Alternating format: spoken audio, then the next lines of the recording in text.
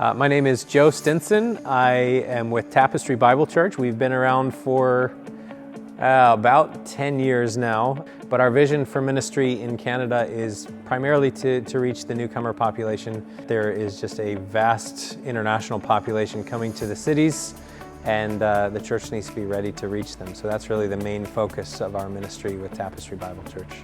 We've been working with Connecting Streams for about 3 years now. It's been actually a tremendous tool. It's probably one of the ways that we use best to connect with people within that sector of the population.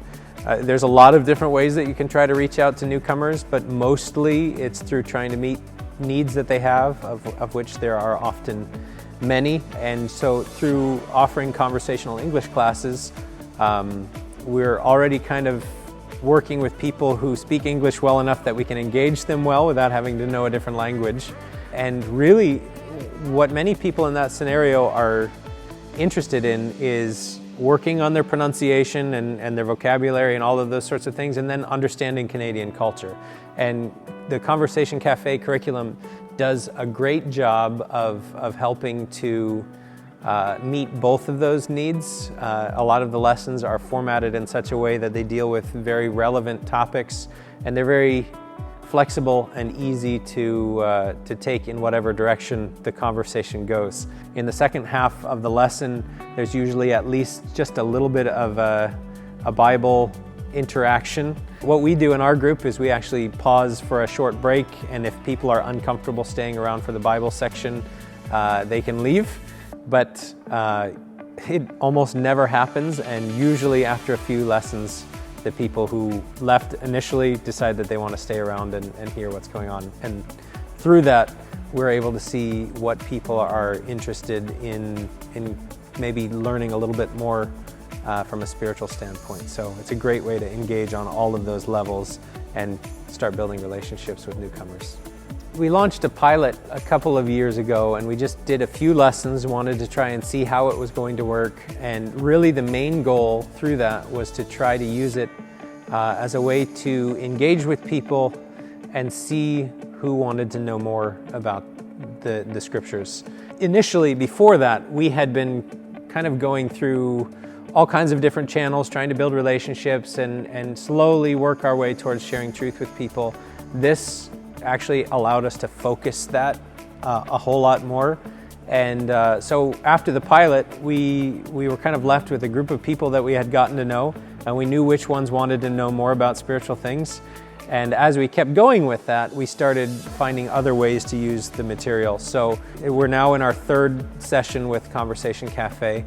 And now what we do is at the end of our Conversation Cafe, we offer in the off season between our cafes an opportunity for anybody who wants to do a Bible study to continue meeting with us, and that has been pretty well attended, and that's more strictly Bible focused. And then we've started using this material also in the refugee shelters and modifying it a little bit so that it's not quite as much of a classroom feel, but that has been a great way to engage with some of the refugees that are in the refugee shelters.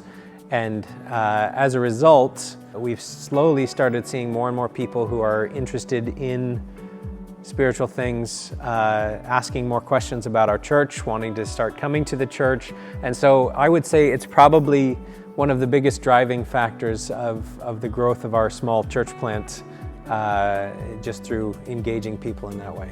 One of the things that I really loved is the amount of flexibility that we've had to be able to take the format that you've kind of provided as a template and just kind of tweak it to work with whatever scenario we're using it in.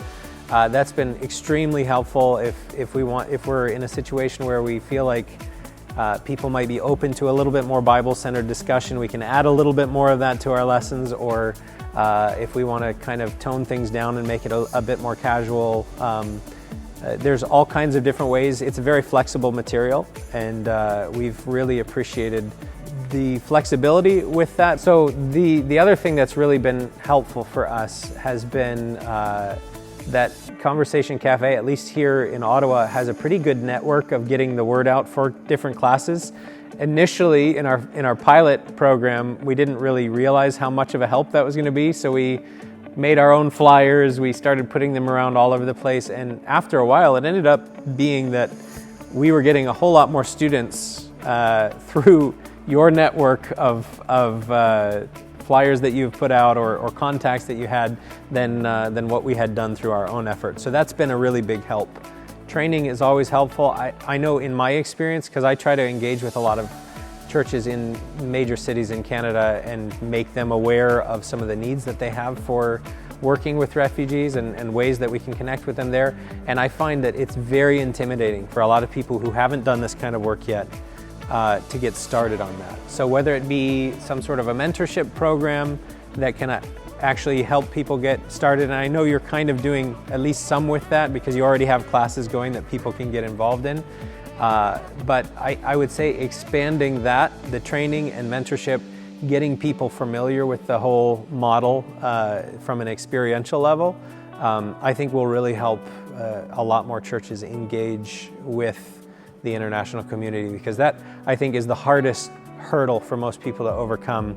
If they're mostly monocultural in their upbringing, the real difficulty is how do we bridge those gaps? It feels so uncomfortable, it seems so foreign, and yet once you've tried it a little bit and you've had a little bit of help, you realize that these are all human beings just like you who have very, very many connecting points that relate to you. But those first steps are often the hardest, I think, for most people. We really praise God for the material and the organization. We were mostly trying to find ways to engage with the international population on our own. But this provided something that was already ready to use, really flexible, really, really easy to work with. And I think it just took our engagement with the international community to another level. And the other thing is it really helped us specifically focus in more easily on people who are searching for the truth. And so it created a bridge between just helping people, going beyond just their physical needs, to helping to reach some of their spiritual needs. And that provided a much more focused and ready to use way to engage people in those ways.